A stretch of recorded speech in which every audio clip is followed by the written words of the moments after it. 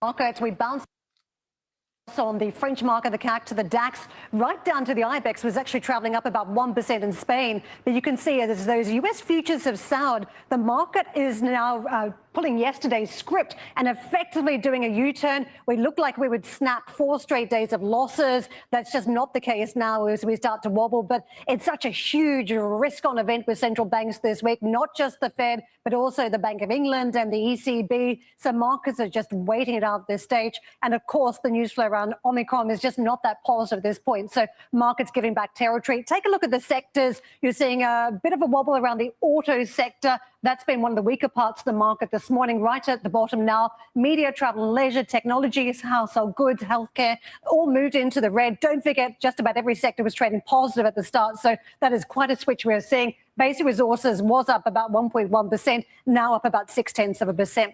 A lot of deals happening, though. Shares in pest control group Rentokil seesawing an early trade after the British company struck a deal worth $6.7 billion to buy the U.S. rival Terminix Global. Shares hit a record high earlier this morning. The cash and stock deal values Terminix shares at a 47% premium to Monday's closing price. And so we've obviously seen some movement there. Not exactly the sexiest industry as we talk about pest control. Brian, back to you. Yeah, but if you're making money, like we've talked about, boring might just be the new sexy when it comes to equities next year. Karen, thank you very much. All right, now let's hit some of the big corporate headlines for U.S.-listed stocks, including a bit of a food scandal for Starbucks in China. For more on that, here's Silvana Henao. Silvana, good morning.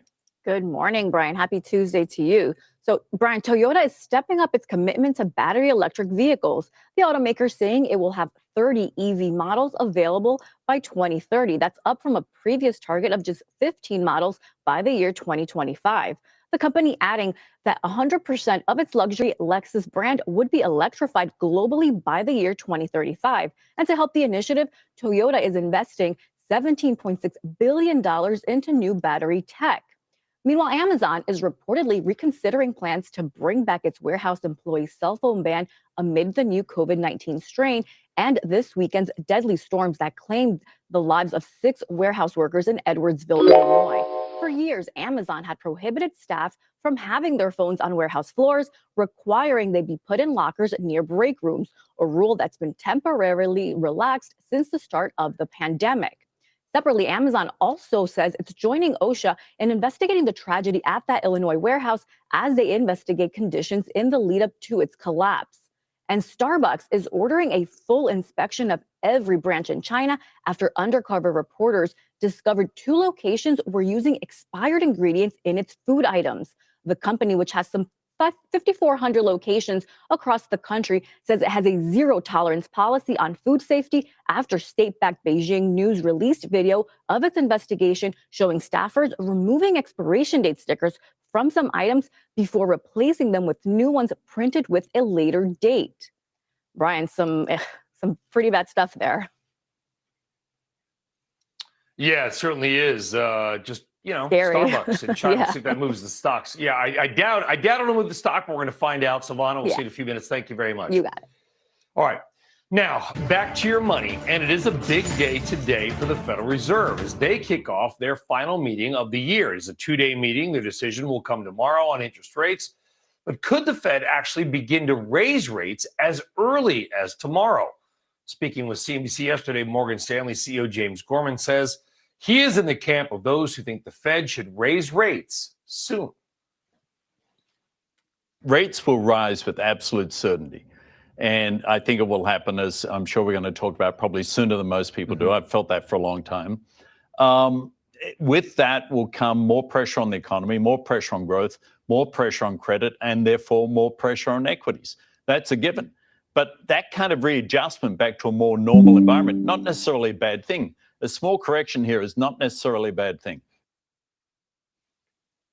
All right, so for more on the Fed and the markets, let's welcome in Stephen Whiting. He is Chief Investment Officer at Citi Global Wealth. They are also just out with their 2020 playbook, which kept me company last night. Stephen, good to have you on the program. Before we get to your outlook for next year, of course, that will include the Federal Reserve. Good morning. Do you think the Fed will raise rates, maybe not tomorrow, but at one of its first meetings in the new year?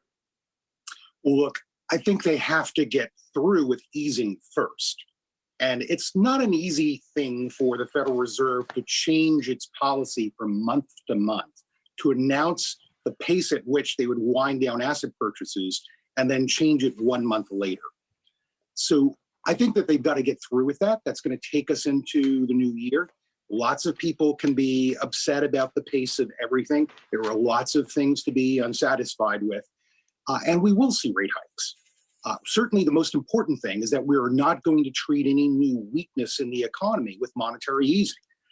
And we will see rate hikes in the coming year, but we're not going to see it as rapidly as the latest comments might suggest.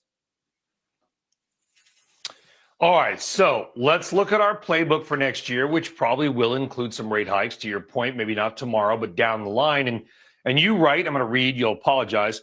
The assets that perform best over the next year and beyond are unlikely to be those that rebounded the most strongly in 2021. So what do you see working well, asset classes, stock-wise, whatever, next year, Stephen? Well, just what we just mentioned, the environment for monetary and fiscal policy are changing. The speed at which the economy is recovering is changing. And when we've had peak cyclical momentum, the sharpest recovery in the economy, and that's past, the year ahead for share prices, history has been up, but it's been less. And it's been led by defensive, not by cyclical industries. Our biggest overweight is in healthcare shares. Staples, beaten down by high commodity prices, underperformed by 20 percentage points over 12 months. Like you said it earlier, boring. These types of companies, again, can give you a positive return well in excess of where we are in yield. But it won't be the same environment where you had many companies that had triple-digit returns solely because they were in the abyss of COVID and rebounded. Now, beneath the surface, there are secular growth industries. You mentioned some earlier. The largest US tech firms raised their revenue, grew their revenue by 20 percentage points over the last 18 years. So if you're thinking about any day now that this will stop, we don't think it will stop.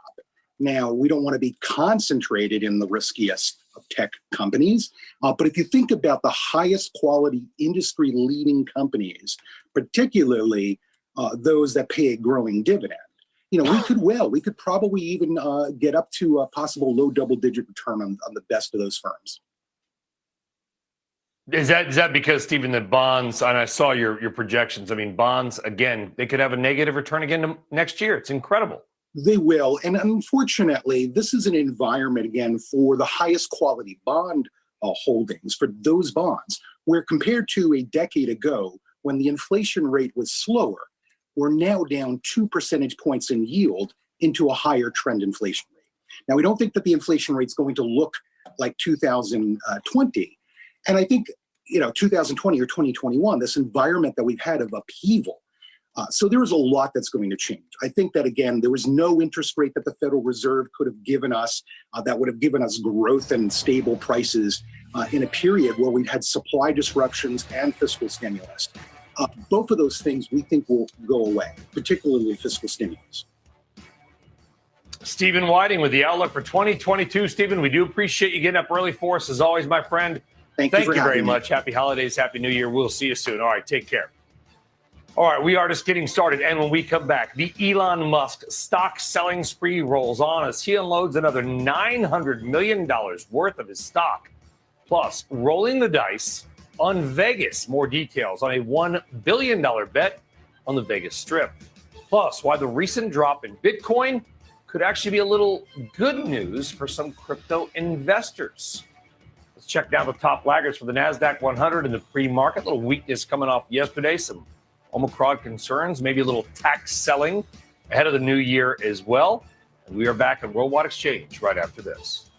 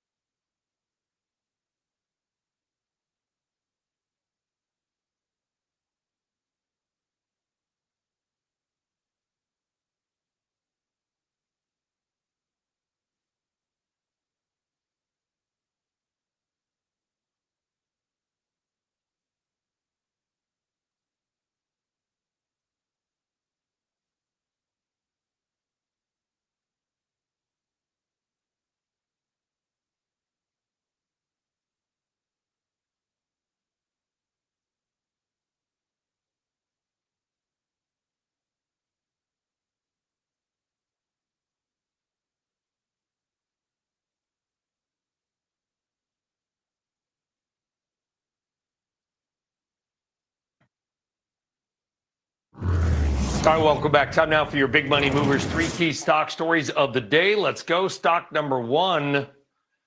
Well, the same day he was named Time Magazine's Person of the Year, new filings show that Elon Musk sold another 934,000 shares of his company, valued at just over $906 million.